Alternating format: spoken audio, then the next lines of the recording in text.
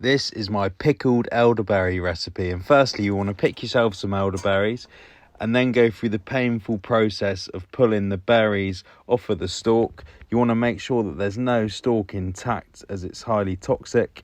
You will get stained fingers, but once it's something like that, give them a good rinse and any excess leaves and stalks will float to the top and you can skim them off with a little sieve.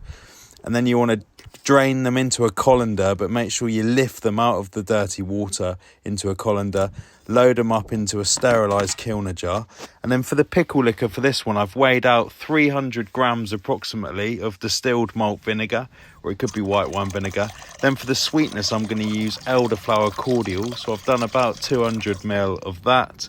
And then to flavour it up, you can use whatever you want, but I've gone for a bit of pineapple weed for that fruitiness, a good couple of pinches of sea salt. Bring this to the boil and then pour it straight over the elderberries because it's important that you cook them before consuming. And then you want to fasten the lid and leave to pickle at room temperature before enjoying.